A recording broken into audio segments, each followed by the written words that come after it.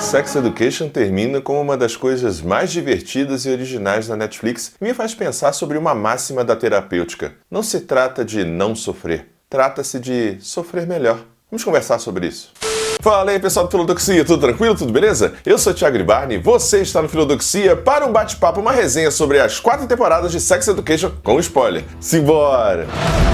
You should try and enjoy the journey.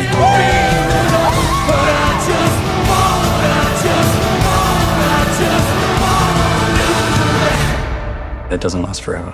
E aqui você já sabe, eu já vou pedindo logo, antes que o preconceito e o não dito acabe nos matando, deixa seu like maroto, se inscreva no canal, caso ainda não tenha se inscrito. Se você estiver assistindo essa prévia por qualquer outro lugar que não o canal, passa lá pra prestigiar que ajuda muito, beleza? Então agora sim, bora começar! É tão bom quando as nossas séries sabem o momento de acabar, né? Aconteceu isso com Breaking Bad, Ted Lasso e agora Sex Education. Coloca a capinha aqui dessa 4ª temporada, por favor. Acaba muito bem, né? Isso eu já queria começar dizendo isso, sim. É uma série que se prova uma das coisas mais originais, divertidas, necessárias da Netflix. É mais uma produção britânica muito boa, com um texto assim muito efetivo, que trata de assuntos múltiplos e diversos. Talvez nem tantos tão bem quanto outros, mas aborda vários assuntos interessantes, pertinentes e relevantes para a geração X, Y, Z, enfim, para os millennials. É uma série que tem uma temática diversa, muito boa, que passa muito por uma linha freudiana, psicanalítica, né? Onde tudo é atravessado direta ou indiretamente pela questão da libido, da sexualidade. Então é uma série bastante freudiana nesse sentido. E aqui nesse nosso bate-papo, a gente vai fazer uma análise, digamos assim, da série a partir do arco de alguns personagens, sobretudo fechando aqui nessa 4ª temporada. E não é propriamente uma crítica da série, é mais um bate-papo pra gente pensar temas e questões para além da série e junto com a série, beleza? Bom, e como são muitos atores, personagens, vou pedir ajuda aí do meu celular. Joga aí! Opa! Editor, adora quando eu faço isso, né, editor? Aham. Bom, vamos lá. Queria começar aqui, antes da gente avançar nos demais tópicos, falando de uma coisa que muitos de vocês eventualmente não consomem, né? Que é a dublagem. Olha, o elenco de dublagem, a direção de dublagem brasileira é tão boa quanto o elenco em si, né, da série original. E nesse sentido da dublagem, eu destaco aqui o meu querido amigo Renan Freitas, que foi responsável pela excelente, impecável dublagem do Eric. Editor, coloca a carinha dele aqui, por favor. Que trabalho bom, né? Assim, tô juntando tudo na figura aqui do Renan e nesse trabalho que ele faz com o Eric, que é muito efetivo, muito emotivo, afetivo. O que é um Animordale se é algumas surpresas? Por favor, não bate palma. Eu não tenho relacionamento sexual com a minha mãe. Pelo amor de Deus, só fala pra eles que você é terapeuta sexual! Eu sou. Não fica devendo em nada ao original e olha que isso é uma coisa rara. Então, Renan, muito obrigado pelo trabalho e a equipe de dublagem brasileira. Vou resumir com 2 palavras. Parabéns! Bom, já que a gente falou do Eric aqui, vamos falar desse ator Nkutigawa. Não sei se fala certo, bota a carinha dele aqui, por favor, editor. Que papel bom o Eric, como ele é bem escrito e bem atuado. E me faz pensar assim, já puxando aí, esse vídeo vai ser quase que um grande momento filosófico. Então, editor, só pra desencargo de consciência, joga aí a vinheta do...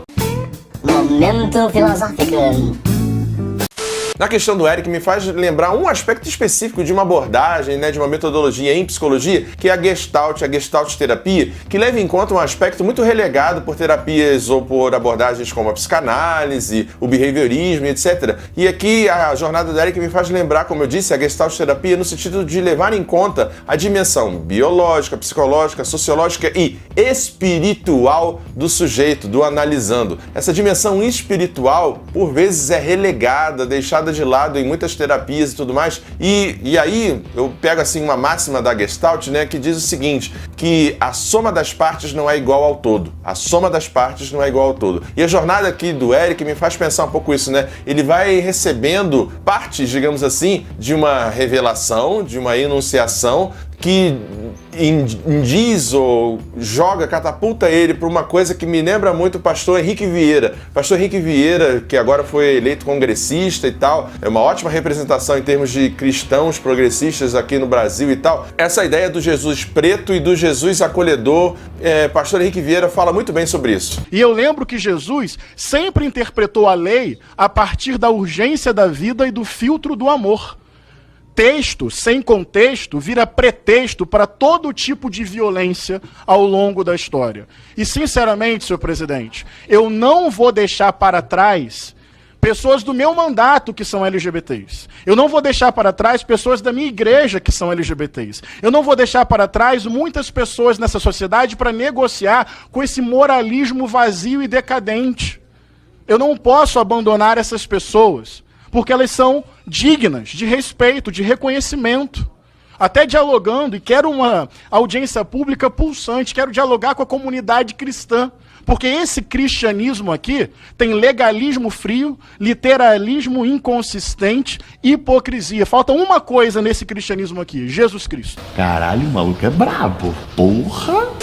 Então, assim, esse é o Deus que eu acredito, esse é o Deus que a série traz aqui pra gente, esse Jesus preto, potente, colorido, divertido, com rímel, com brilho nos olhos, assim, e a jornada dele como um enunciador de uma abertura da fé. É muito bonita a fala desse Deus que tá falando com ele, desse Deus preto e mulher, isso é muito simbólico, né? Que diz assim: eu te criei iluminado para que as pessoas possam enxergar na escuridão. Olha que coisa bonita, olha que texto potente, né? E pensar na jornada dele como pastor faz todo sentido, porque a série já vai pingando isso e enunciando desde a primeira temporada a relação dele com a culpa, com o ressentimento e o orgulho de si. Então, assim, a jornada do Eric é uma das melhores e mais interessantes jornadas que fecham aqui nessa quarta temporada. E seguindo nessa nossa abordagem de atores, personagem e arco, queria falar aqui da Dua Saleh, que é uma estreante, né, que faz aqui o Carl. E assim, faltava a série uma abordagem mais aguda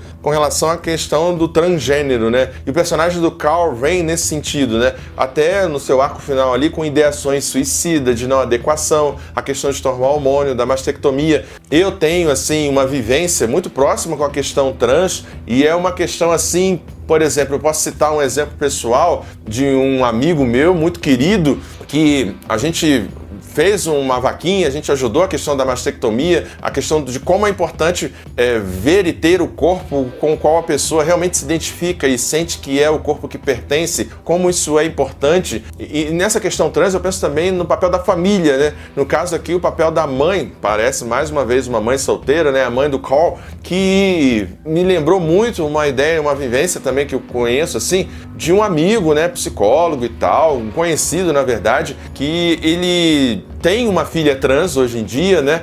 E ele aceitou muito mal e como psicólogo acredito que tenha havido ali nele uma dupla cobrança, né, sobre essa questão. Mas é interessante pensar assim que era o filho único, né, desse meu conhecido e esse filho se torna filha e assim é muito curioso pensar na ideia de um pai que vê o filho morrer para uma filha nascer. Consegue entender isso? Filho único, o homem, a projeção nesse filho, e de repente esse filho deixa de ser, deixa de existir e surge uma filha tão maravilhosa e potente quanto a ideação que ele tinha de filho. Mas assim, a questão trans na série, eu acho que foi muito feliz a abordagem com o personagem Carl, a questão dos fundos serem recolhidos depois para a mastectomia dele, né, para a retirada da mama, que é algo muito, muito importante, poder tirar a camisa, poder ir na praia, no churrasco e expor seu corpo assim com orgulho. E eu queria muito tratar dessa ideia do personagem Carl como uma ideia bem importante, assim, de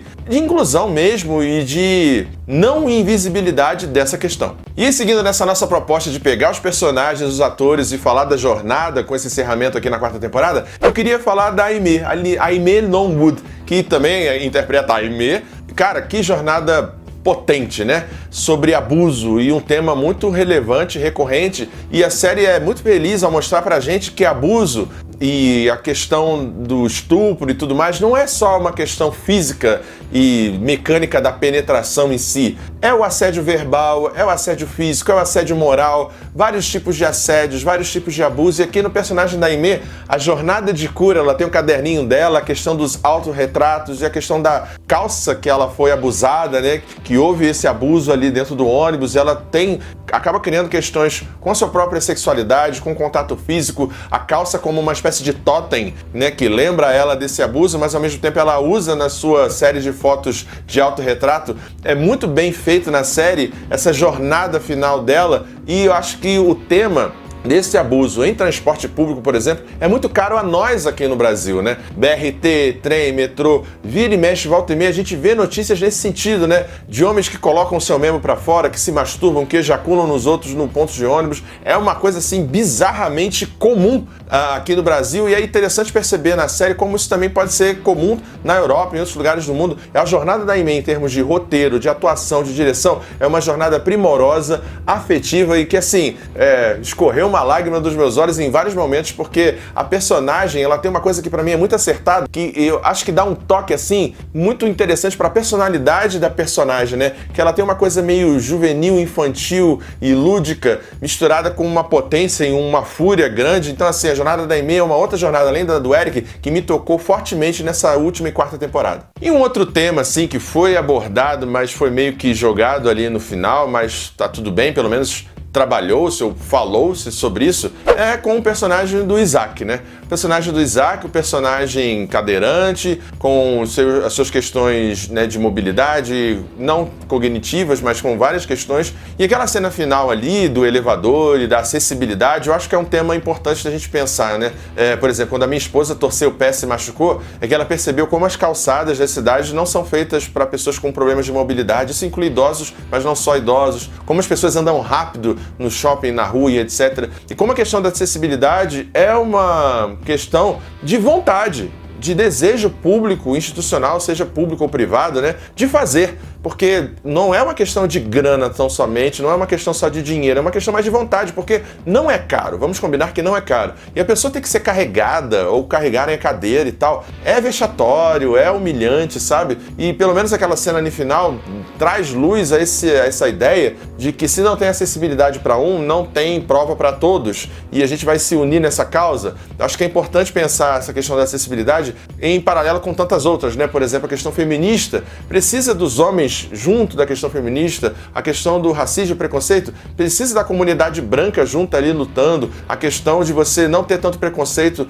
né, nos templos cristãos e tudo mais, precisa da comunidade cristã para isso poder avançar, enfim. Então, mesmo que meio que jogado e, enfim, não tão bem trabalhado, essa passagem ali do Isaac é muito boa também. E assim, uma outra coisa boa da série de jornadas, assim, é a questão do afeto, da libido e da sexualidade na terceira idade. E aí eu queria focar, ou na maturidade, melhor dizendo, né? E eu queria focar aqui em dois atores, dois personagens, que é o Michael, né, que é o vivido pelo Alistair Peters, que é aí o nosso querido pai do Adam, e também o personagem da excelente Gillian Anderson, né? A Gillian Anderson faz um personagem muito bom, que é a mãe do nosso Otis aqui. Então, nesses dois personagens, tem um trabalho muito bom da sexualidade, da maturidade, a inter-relação desses dois momentos ou dessas duas instâncias assim do sujeito. E aqui, falando da mãe do Otis, eu senti que ela, não sei, ficou estranho pra mim essa coisa do bebê, mas ao mesmo tempo retoma algo que tá lá na primeira temporada, né? A questão da depressão pós-parto, a questão de se sentir rejeitada,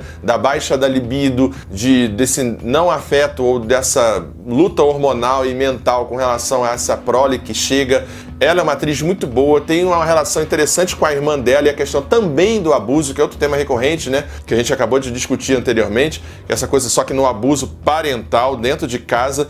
E aí, falando do Michael, né? Que é um personagem, assim, que mostra um pouco dessa questão dessa masculinidade tóxica, dessa coisa cruel e que causa dano mesmo, não só ao sujeito, mas ao entorno. Essa coisa do homem não chora, dessa coisa da masculinidade. É muito interessante a fala dele de achar por uma semana que era gay, porque ele meio que desejava o Clint Eastwood, né? Aquela coisa do faroeste e tal. E ele percebeu que ele não queria transar com o Clint Eastwood, mas queria ser o Clint Eastwood. E como é importante a ideia da indústria cultural e dos modelos de masculinidade, de feminino, de representatividade ou não representatividade, como se impacta a vida de um adolescente. A jornada do Michael aqui é como esse homem maduro, com seu problema erétil, com a questão, né, de ser um sujeito muito fechado, né? Um sujeito muito fechado em si. Então, assim, junto com o seu filho, o Adam, eles têm uma jornada muito interessante. O Adam, com a sua bissexualidade, encerra muito bem esse arco. Eu gostei desse reencontro da família sentando para assistir TV. Daria aí uma série ótima, essa trindade da família família do Adam, Michael. Aí aqui eu queria falar de 3 personagens assim que eu senti falta de um melhor ou maior desenvolvimento, até mesmo da presença nessa 4ª temporada. Que é a personagem da Lily, vivida pela Tanya Reynolds. É muito engraçado ver a interação dela com a outra personagem que eu achei que também foi um pouco abandonada e não apareceu aqui também, que é a personagem da Patricia Allison, que é a Ola, que tá lá na 2ª, 3ª temporada. A personagem da Lily, que personagem interessante nessa coisa do sci-fi erótico, que é um gênero de fato, e ela tem uma sexualidade que só se manifesta através da fantasia, através do desenho, das fantasias mesmo em si, de cosplay, e essa coisa do erótico cósmico, assim como Barbarella e tantas outras obras que você eventualmente conhece, a gente conhece, que é essa coisa desse erótico cósmico, assim. Eu senti falta dessa personagem, de um fechamento melhor pra ela, e até de ter mais ela na série, assim, não sei se houve algum problema com a atriz, assim. E o outro é o personagem da Odusania, né? Eu achei que esse arco meio que abrupto e inventado desse relacionamento abusivo, que do nada, ali nos episódios finais, o cara se mostra como um abusivo, como um tóxico, e o arco dela, não sei, eu acho que a atriz é muito melhor do que o que foi feito, e essa trinca aqui de atrizes e de personagens são, assim, talvez os únicos pontos, assim, que eu senti falta na série de uma maior presença, de um maior desenvolvimento desses 3 personagens que eu gostei bastante. E pra fechar esse nosso papo, vamos aí pra nossa dupla principal, assim, o Otis e a Maeve. Eles são, como é que eu posso dizer, o norte, né, condutor, narrativo, assim, são os protagonistas da série, mas também a série é boa no roteiro que dá espaço para os outros personagens. Mas voltando a Maeve e o Otis, eu acho que o arco da Maeve é mais efetivo do que o arco do Otis. O Otis, ele tem um amadurecimento, mas ele acaba ainda um tanto quanto juvenil, ainda um tanto quanto infantil e em dúvida, né, me parece, inseguro sobre si, sobre suas questões e tal. E a Maeve, ela tem uma jornada de autoestima, de melhoramento da autoestima. O falecimento da mãe é um arco importante aqui nessa 4ª temporada. Eu também lacrimejei, malditos ninjas cortadores de cebola, né? Boys, don't cry. O velório é uma cena ótima, retoma o personagem de 2 professores muito queridos, professor de música, enfim, nesse velório ali. A Maeve, ela tem uma jornada mais interessante, o diálogo final dela com o professor de literatura ali é muito efetivo, né? E mostra pra gente, e aí eu falo como professor, como nós, figuras de autoridade, enquanto figuras de autoridade, temos que ter responsabilidade nos nossos discursos, né? Assim, a gente fala, a gente olha, pode a gente não estar num dia muito bom e tal, mas o que uma figura de autoridade como professor fala e diz, e como, sobretudo, não o que tão somente, mas como a gente diz, causa muito impacto, né, no adolescente, no pai, numa mãe, mas sobretudo nos nossos alunos. Eu fiquei ali bastante tocado com essa fala dela, com o professor, né? Eu já sei quem eu sou, você não tem o poder de destruir meus sonhos, seja responsável com as suas falas enquanto professor. Ela joga esse raciocínio lá e vai embora, plena, potente. Que arco bom, apesar do arco do Otis não ser tão bem desenvolvido assim. Bom, pra fechar, queria dizer aqui que é sim, como eu disse lá no início, uma série bastante freudiana. Tudo é atravessado e perpassado pela questão da sexualidade. É muito interessante isso, ver que o nosso desejo, a nossa frustração, vez ou outra, esbarra nesse contexto, não só no sentido fálico, no sentido carnal, no sentido físico mesmo da sexualidade, mas no sentido de desejo, né? O que nós desejamos, o que nos falta, como isso nos atravessa, como isso mexe com o nosso ser e estar no mundo. E a série é muito feliz nesse contexto, apesar de que, parênteses aqui, é bom ressaltar que nunca nenhum conselho de regional de psicologia, conselho ético, permitiria terapias como a do Otis ou da OU e etc. Isso não é possível, são adolescentes, não são formados, então assim, é uma licença poética que a série dá ali. Mas voltando a Freud, a sexualidade e a libido, é bom pensar, assim, além de Freud, como Schopenhauer, né? Nós somos seres de vontade, a gente tende entre ter e não querer, tédio, não ter e querer, que é o sofrimento. Tédio, sofrimento, a vida seria um pêndulo disso, e atravessando com Freud e Schopenhauer, a gente teria essa ideia do desejo, da libido, perpassando tudo isso. E a depressão, por exemplo, nesse cenário, seria a ausência, o não desejo, né? Aí baixa a libido, baixa tudo, baixa o desejo de estudo, sexual e tudo mais, né? Bom, é isso, já falei pra caramba, eu poderia me estender aqui um pouco mais. Esqueci de alguma coisa, deixei de falar, falei alguma bobagem, deixa aí nos comentários. Bom, então por isso tudo, a minha nota para as 4 temporadas de Sex Education não é outra senão 10. É uma das coisas mais originais originais, divertidas e necessárias, primorosas da Netflix nos últimos anos, com um catálogo que tem tantos problemas aí, e é uma grata série, uma grata surpresa que felizmente soube a hora de se encerrar e nos entregou uma jornada muito boa, muito divertida e prazerosa. É isso, pessoal. Espero que você tenha gostado dessa crítica, desse bate-papo. Deixa seu like, se inscreve no canal caso ainda não tenha se inscrito e até a próxima, pessoal. Tchau, tchau. Valeu! Ajude o Filodoxia a continuar crescendo. Essa é a nossa chave Pix. Considere o clube de membros e muito obrigado por apoiar o canal. Sem você, ele não seria possível. Muito obrigado sempre.